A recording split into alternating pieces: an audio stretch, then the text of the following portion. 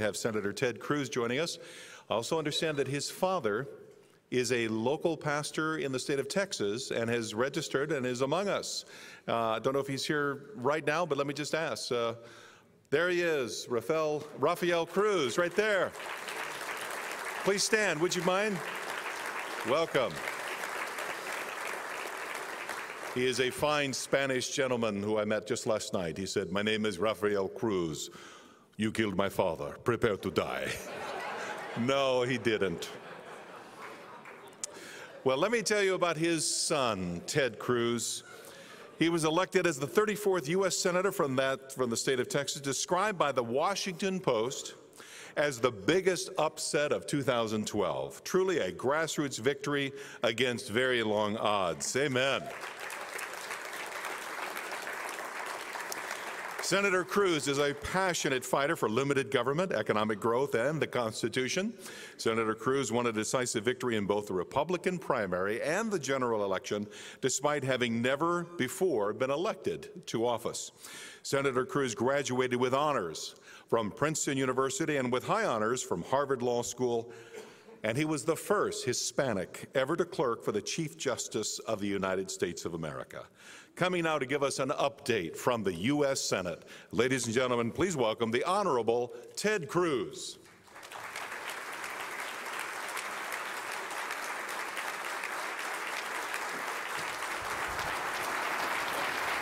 Thank you.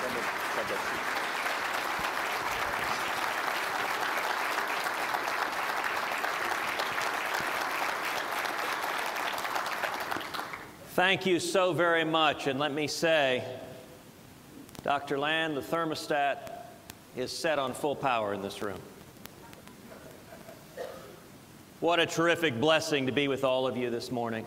Thank you for being here. Thank you for your courage and commitment, speaking up for principle, speaking up for the Word. You know, as I welcome you to Washington, D.C., I have to give you a bit of unfortunate news.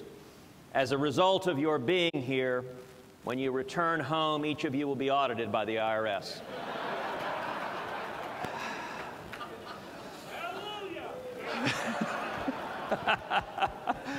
And I have no doubt this is a room that does not shrink from standing for principle when Caesar comes.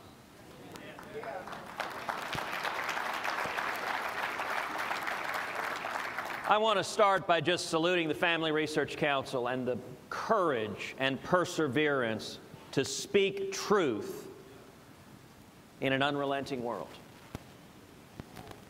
I want to salute my friend Tony Perkins, who is fearless, who is eloquent, who has been an early supporter of me when I started campaigning at a time when you had to be out of your tree.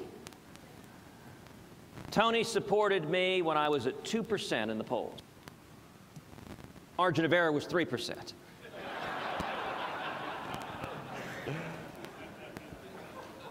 Tony is a good friend, and I appreciate his steadfast commitment to speaking the truth.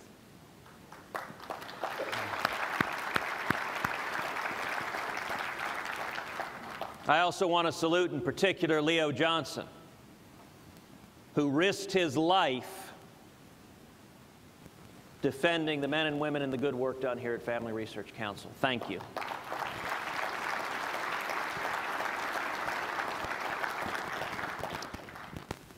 Our nation is in a time of crisis. We see liberty under assault every day. We see the Constitution under assault every day. The book of Hosea tells us, "My people perish for a lack of knowledge." Edmund Burke put it a little bit differently when he said, "The only thing necessary for evil to prevail is for good men to do nothing." The reason each of you is here today is because not a one of you is content to do nothing.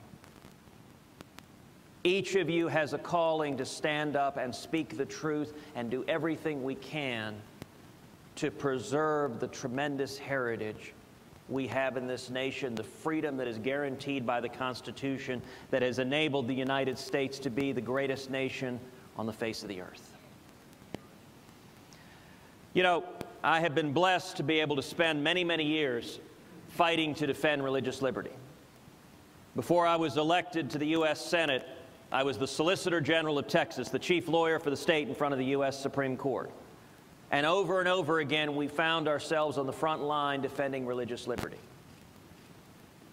In Texas, on the state capitol grounds, there is a Ten Commandments monument that has stood there since 1961.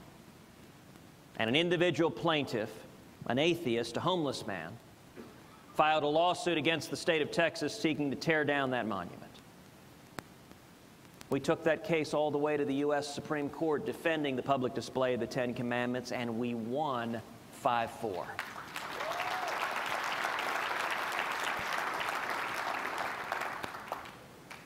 During the time I was serving as Solicitor General, all of you will remember when a federal court of appeals in California struck down the Pledge of Allegiance because it includes the words, "One nation under God."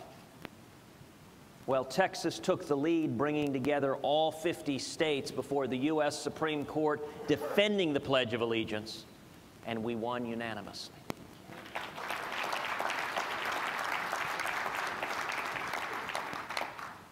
As a lawyer in private practice, I was honored to represent over 3 million veterans defending the Mojave Desert Veterans Memorial, a lone white Latin cross erected to honor the men and women who gave their lives in World War I. The ACLU sued seeking that cross torn down, and they prevailed in the lower courts. The lower courts ordered that cross taken down. They said the Constitution does not allow people to gaze upon the image of a cross in public land. Along with my dear friend Kelly Shackelford, we represented 3 million veterans before the U.S. Supreme Court defending the Mojave Desert Veterans Memorial, and we won 5-4.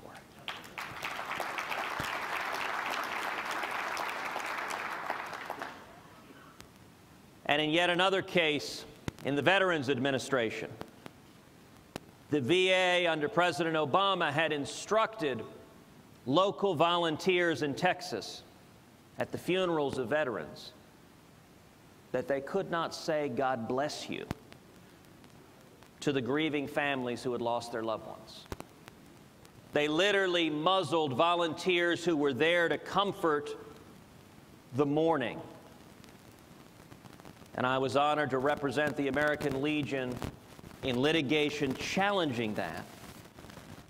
And to show you just how far out that policy was, the Obama administration didn't even continue to litigate it. They simply folded and changed their policy.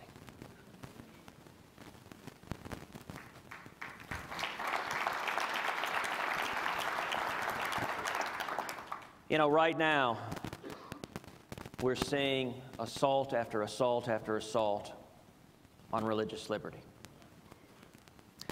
If you look at Obamacare, Obamacare purports to force charities and hospitals and private organizations to provide abortifacients and contraceptives regardless of their religious faith on the issue.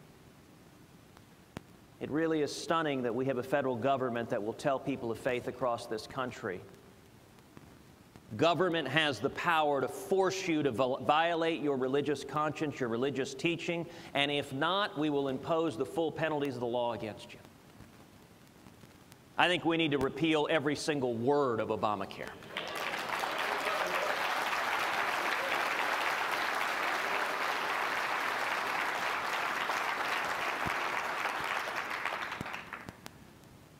You know, I joked a minute ago about the IRS.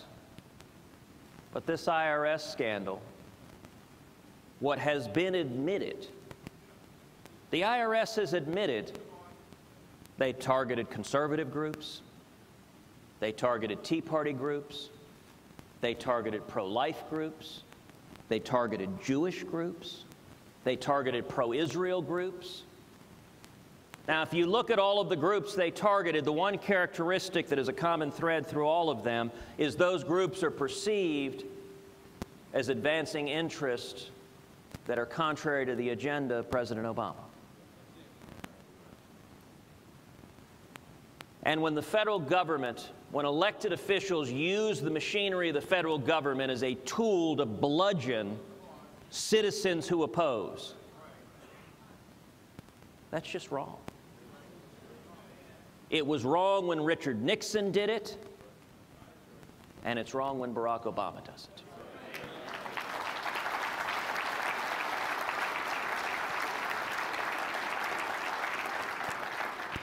We've heard reports from citizens about the IRS demanding to know, what books are you reading in your book group, and will you prepare a book report on each of the books so we can know? We've heard a report of the IRS demanding of a pro-life group, tell us the content of your prayers and promise us you will not picket outside Planned Parenthood. I wish that the response on the question, tell us the content of your prayers, had been, forgive them, Father, for they know not what they do.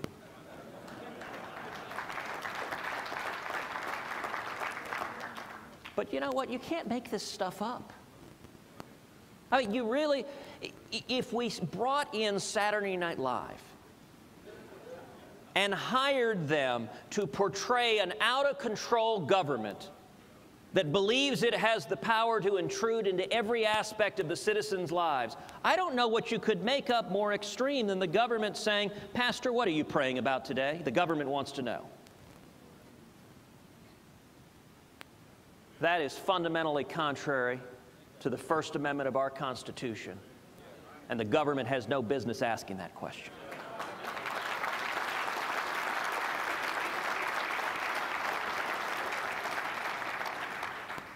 You know, we look at the recent trial in Gosnell. Unspeakable crimes committed by Dr. Kermit Gosnell. Sadistic, inhuman infanticide. Now, if you watch CBS, you might not have known that. If you relied on the mainstream media, that apparently was not news. Tell you, I was proud to stand with my friend Senator Mike Lee introducing a resolution in the United States Senate to condemn the horrific crimes perpetrated in Pennsylvania by Dr. Gosnell, but far more important, to call for a Senate investigation into similar practices of late-term abortion across the country.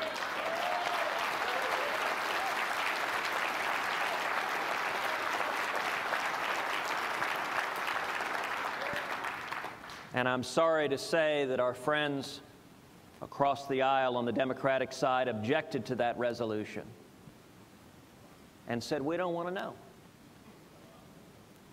We don't need an investigation. Indeed, they said they're happy to have a resolution as long as it didn't have the word abortion in it. If it talked about substandard health care, if it talked about spreading hepatitis, they were fine. And apparently they see no qualitative difference between doctors not practicing safe practice, which is a problem. But apparently they don't see a qualitative difference between that and the deliberate act of murder against innocent infants born alive.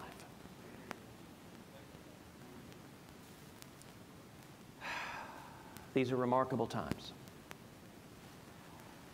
You know, we look at traditional marriage. All of us know the U.S. Supreme Court has before it a challenge to traditional marriage, and I'll tell you, none of us in this room knows how that case is going to come out. I will urge everyone in this room to hold this country up in prayer for that decision, because that decision is going to be a turning point one way or the other. You know, I remember a year ago, on Mother's Day, my wife Heidi and I, we live in Houston, and we members at First Baptist, we went to church there. And on Mother's Day, our pastor stood up, and that was the week President Obama had announced his opposition to traditional marriage. I remember our pastor standing before the congregation and saying, you know, I had a whole sermon prepared this morning on Mother's Day. He said it was actually great. I brought a fishing pole, I had a couple of things I was going to demonstrate. It was really, I think it was a pretty good sermon. And our pastor said, you know what? God's not letting me give that sermon today. This week, for the first time in our nation's history, in over 2 centuries, the President of the United States came out on record publicly opposing traditional marriage. And our pastor said, this Sunday we're not going to have a sermon. I'm just going to call on the whole congregation. We're going to spend Sunday morning on our knees in prayer for this nation.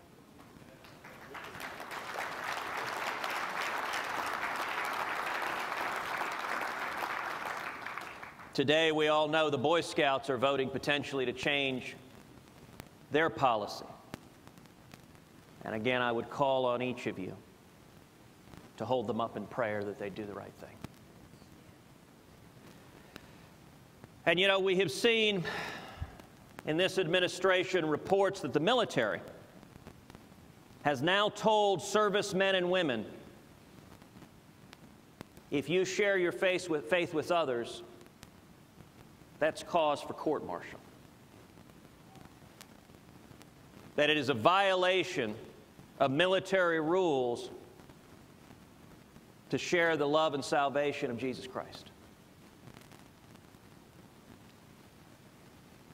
The U.S. military has no business whatsoever restricting the faith and freedom of the men and women who risk everything defending our nation.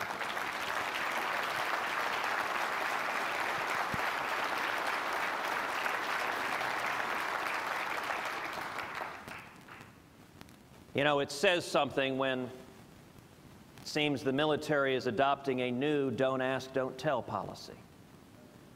Don't ask if you're a Christian and don't tell anyone about the love of Jesus. But you know what? For 2 centuries, Christians have had the courage to speak their faith. There was a time when doing so would have you thrown to the lions. And I'm confident men and women will continue to stand up with strength regardless of the misguided policies that come from this administration.